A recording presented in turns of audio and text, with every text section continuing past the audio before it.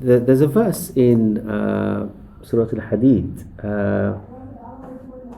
I'll mention this verse to you, and this is kind of addressing this concern. Allah subhanahu wa ta'ala in Surah Al-Hadid, He says, "I'lamu annama al-hayatu dunya." No, here is addressing people saying, really think about, what is the hayat dunya, life of this world. He says, la'ib. La'ib is what? It's playing. Wa lahwun, yeah. Lahwun is distraction, right? Wa zinatun, adornment. Wa tafakhurun baynakum, mutual boasting between yourself. Wa takathurun fil amwal wal awlad, yeah, and also accumulation, yeah, of amwal, of children, wealth, and wal awlad, and children. So here, Allah subhanahu wa ta'ala is now saying, look, if you look at the reality of human life, right? He mentioned the issue of la'ib, playing. Who spends most of the time playing? Children. Children, yeah, 5, 6 years, they're constantly playing, toys, playing, right? So that's their first part, that stage of their life. Then they get slightly older, right? They get slightly older, yeah. Maybe they become a bit more, they're not interested in toys anymore. Yeah, they're interested in distractions. Distraction. What are the distractions? Music and films and this and holiday. Lots of distractions as they get older. And then wazina to next stage, especially women, adornment. When you're 14, 15, you spend 15 hours looking at the mirror, right? You look right, fashion, this, how do I look? So it's the next stage. Then as people get older, وَتَفَاخُرٌ بَيْنَكُمْ, mutual boasting in terms of people in their 20s, people in their 30s, right? They are what? They're kind of saying, I got a great job, how's your job? My job's better than your job, I got a better degree. You're mutually boasting, right? As you get older, in your 40s and your 50s, and you've worked a while, what you're doing, you're counting what? Counting your money, right? How many houses have I got? How many cars have I got? How many children have I got? So Allah subhanahu wa ta'ala is describing the reality of human life as people progresses through different stages. When they're like infants, when they're teenagers, when they're in their 20s and 30s, when they're in their middle age, when they're older, right? People have these natural dispositions. But Allah subhanahu wa ta'ala wants to address this reality. And how does He address it? He says here,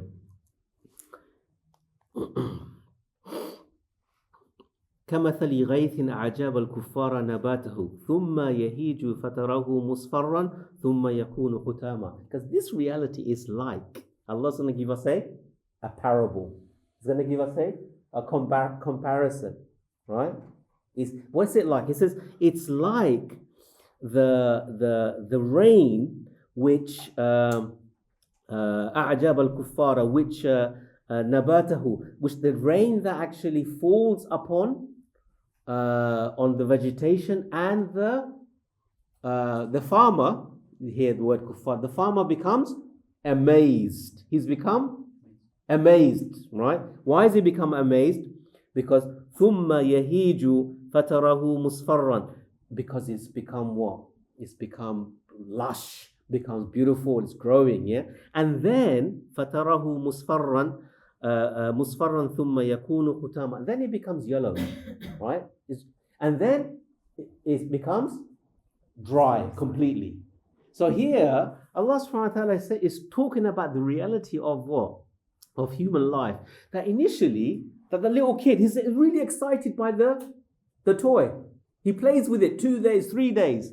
Next, what happens? You can't see the toy anymore. Where is the toy, Muhammad? He's what? He's lost the joy. It's temporary. Like the farmer, he saw his plants grow, right? It was beautiful. And then after a while, became yellow and it became just nothing. What is that teaching us? Through this example, Allah is teaching us about the transitory nature of dunya, of life. Yeah? Transitory nature of dunya and life. So even though you might be living to 70, 80 years, whatever year, you're thinking, well, I'm going to live forever. But you're not, right? So I think this point here is really important. Where وَفِي الْآخِرَةِ عَذَابٌ شَدِيدٌ, and in the hereafter is a great punishment, وَمَغْفِرَةٌ مِّنَ اللَّهِ وَرِضْوَانٌ, and a maghfirah, and a forgiveness, and a good pleasure of Allah subhanahu wa ta'ala. وَمَا الْحَيَاةُ الدُّنْيَا إِلَّا مَتَاعُ الْغُرُورِ. This world is nothing but a deception. We have to internalize this idea about success. Success of the hereafter versus this life. This life is transitory. It's going. I mean, I'm hitting 50 next year. 50 years is just gone, blink of an eye, right? Allah knows how many years or months I have left. It's gone, blink of an eye, right? It's this concept that's going to make us really think about the situations. Like, are we going to start comparing with the Jones?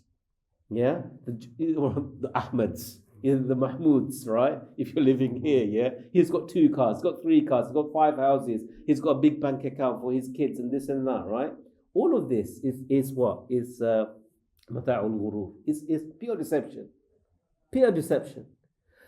We have to have this, and I'll tell you one thing. Even though I'm saying this, and it can be very academic, if what's going to really help you and help me, right?